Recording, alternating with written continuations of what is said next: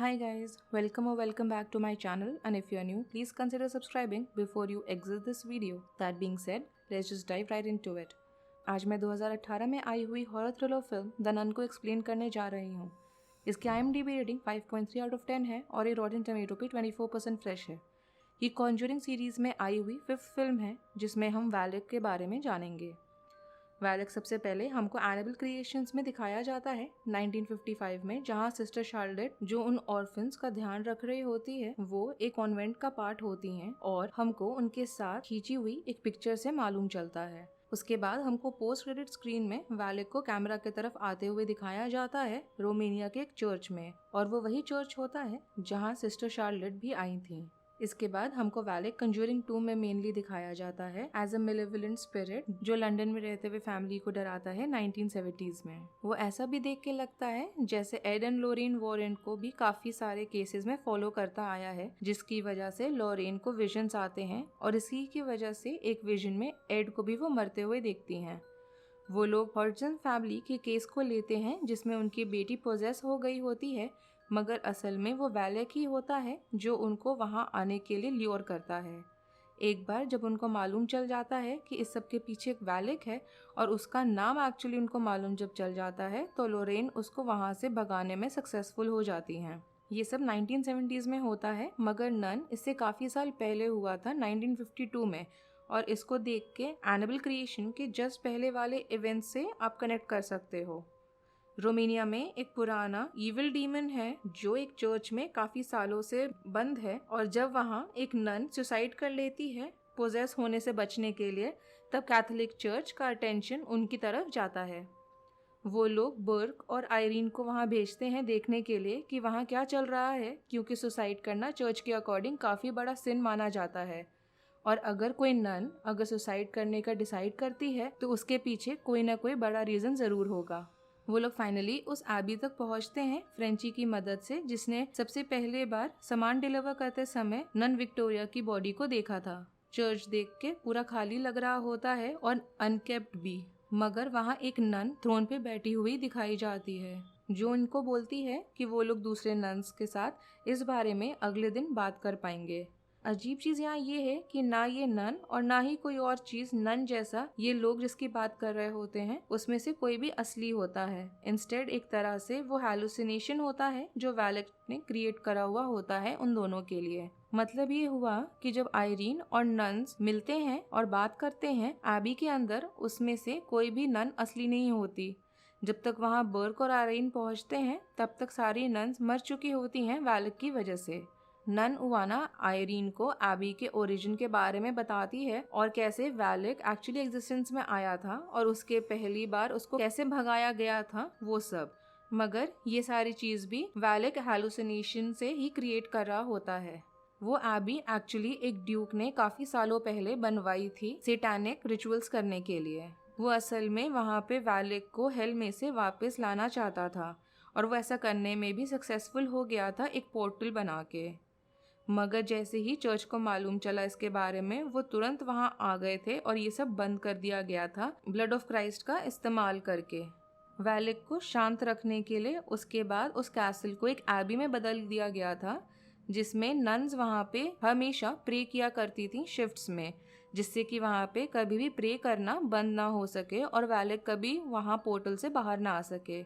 ऐसा कई 100 सालों तक चलता है, मगर कुछ तो ऐसा हुआ कि एक एक करके नन्स मरने लगी। जैसे कि हमको मूवी की शुरुआत में वहाँ पे सिर्फ 2 ही नन्स को दिखाया गया था, वही बची थी। नन विक्टोरिया आखिरी रह जाती हैं और उन्होंने सुसाइड इसीलिए करा था क्योंकि वैलेक एक ह्यूमन वेसल चाहता था और क्योंकि उसके पास वहाँ से निकलने का और कोई तरीका नहीं था जहाँ वो सालों से फंसा हुआ था। सब प्रेयर्स बंद होने के बाद एबी में तो पोर्टल दोबारा खुल ही गया था और वैलेक वापस भी आ गया था जो एबी और उसके आसपास वाले शहर को डराता था। पूरा एबी अब उसके कंट्रोल में था और वो जितना चाहे अजीब चीजें क्रिएट कर सकता था, टू दी एक्सटेंट कि वो रियलिटी तक को बेंड कर रहा था आयरीन और बर्क को परेशान करने के लिए। सोचा जाए तो सिस्टर रुआना असली नहीं होती है और एक्चुअली में वो वैलेक खुद ही है जो अपने पास्ट के बारे में आयरीन को बता रहा होता है। इतना ही नहीं, वो उस एक चीज के बारे में बता तक देता है जिससे कि उसको पिछली बार रोका गया था, the blood of Christ. Actually में this whole things makes no sense at all. Anyway, luckily वो अभी भी चर्च में ही कहीं पे छुपा हुआ होता है और अब फ्रेंची भी वापस आ गया था इनकी मदद करने के लिए। तो बर्ग, आयरीन और फ्रेंची तीनों मिलके ब्लड ऑफ क्राइस्ट को ढूंढने लग जाते हैं। वो बेसमेंट में जाते हैं ढूंढते हुए, जहाँ वो लोग एक दरवाजे को क्रॉस करते हैं जिसमें लिखा हुआ होता है God ends here Latin language में।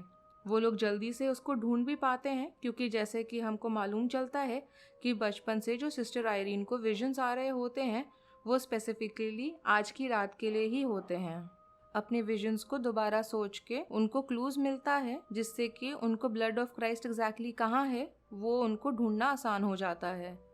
अब जब आयरीन को मालूम चल गया था कि उनके विजन्स क्यों आ रहे होते हैं तो वो बिलीव करने लगती हैं कि वो visions are miracles from God और डिसाइड करती है कि वो अब सही समय है उनके लिए एज अ नन वाउज लेने का। उसके बाद उनको वो पोर्टल का लोकेशन भी मालूम चल जाता है। वहाँ वैलेक आता है फिर से आयरीन को पोजेस करने के लिए और उन दोनों में पानी में भी अच्छी खासी ऑल्टरकेशन होती है। जब लगने लगता है कि वैलेक ने आयरीन को मार ही डाला है और उसके हाथ से उसने ब्लड ऑफ क्राइस्ट को ले लिया है क्योंकि वो खाली दिख रहा होता है, तभी आयरीन वापस से आती है होश में और वो उसके ऊपर अपने मुंह से ब्लड ऑफ क्राइस्ट को उसके ऊपर डाल देती है। पोर्टल सील होने लगता है और वैलेक उसके अंदर सकिन होने लग जाता है जब पानी पूरा व्हर्लपूल बन के पोर्टल में जाने लगता है। उसके बाद वो पोर्टल सील हो जाता है और वैलेक उसके साथ साथ पोर्टल के अंदर बंद हो जाता है। आयरीन बेहोश उसके बाद जमीन पे पड़ी हुई होती है और उसको फ्रेंची होश में लाता है और चोट लगे हुए बर्ग को भी वो वहाँ लेकर आता है। वो तीनों फाइनली उस एबी से निकल जाते हैं। आयरीन नॉर्मल कपड़े पहन के वहाँ से निकलती हुई दिखाई जाती है, नन वाला नहीं, वेराज उसने कुछ समय पहले ही अपने वाउस लिए होते हैं, मगर शायद जो हुआ शायद उसके बाद उसने नन नहीं बनना डिसाइड करा होगा। मगर ये मेरा पर्सनल थॉट है और ऐसा मूवी में कुछ भी नहीं दिखाया जाता इसके बारे में। जब वो लोग फाइनली फ्रेंची के कैरेज में बैठ के जाने लगते हैं तब हम उसके नेक के पीछे अपसाइड डाउन क्रॉस देखते हैं और सीन हमको तब का दिखाया जाता है जब वो अपने मुंह से स्नेक वॉमिट करता है वैलेक और वो फ्रेंची के पास उड़ता हुआ जाता है। इससे लगता है कि शायद वैलेक को अपना वेसल मिल गया है फ्रेंची के अंदर और आयरीन के नहीं। सीधे उसके बाद हम लोग को 1971 के इवेंट्स पे जंप करते हुए कॉन्जूरिंग पर जाते हैं और एड और लोरेन अपने केस का डिटेल वहाँ पे डिस्कस कर रहे होते हैं एक आदमी के बारे में जिसके स्किन के अंदर अपसाइड डाउन क्रॉसेस दिखने लग गए थे। वो आदमी और कोई नहीं फ्रेंची होता है जिसका एक्चुअल नाम मोरिस है। मतलब इतने सालों के बाद भी वैलेक उसको एज अ वेसल इस्तेमाल कर रहा होता है। इससे हमको वैलेक, एड और लोरेन का पहला इनकाउंटर का भी मालूम चलता है। हमको मालूम होता है ऑलरेडी कि डीमन को सक्सेसफुली एक्सॉर्सिज्म करके मोरिस के अंदर से निकाल दिया गया था और उसकी वजह से ही वैलेक अपने वेसल्स को गवा देती है। इससे अब ये भी मालूम चलता है कि वो उन दोनों के पीछे क्यों पड़ी हुई थी। उसके बाद कॉन्जरिंग 2 के इवेंट्स आते हैं उसके कुछ साल के बाद के, जहां वैलेक वापस आ गया था वॉरेंस को परेशान करने के लिए। वो मैं आपको आगे आने वाले वीडियोस में डिटेल में एक्सप्लेन कर दूंगी। इस वीडियो का ज़्यादा डिटेल में एक्सप्लेनेशन इसलिए नहीं है क्योंकि ये पूरी मूवी बहुत ही ज़्यादा टू द पॉइंट दिखाई गई है और इसमें एक्सप्लेन इतना ज़्यादा करने को एज सच कुछ मटेरियल है भी नहीं।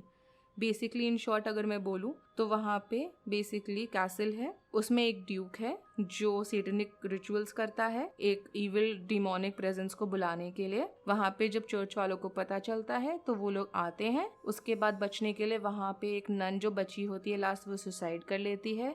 तब चर्च का उन पे ध्यान जाता है, वो लोग भेजते हैं वहाँ पे 2 लोग को इन्वेस्टिगेट करने के लिए। वो लोग उस डीमन से लड़ते हैं और उनके अकॉर्डिंग वो लोग वापस से उस डीमन को सील कर देते हैं।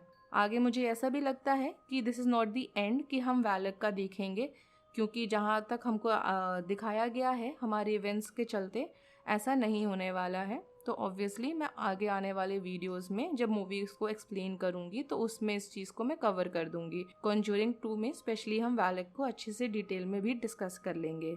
अगर आपको मेरी एक्सप्लेनेशन पसंद आई हो तो do subscribe to the channel, click on the post notification bell so that you get updated as soon as I upload a video, as well as comment down below कि आपके लिए मैं स्पेशली कौन से वीडियोस को लेकर आऊँ। Thanks for watching, bye.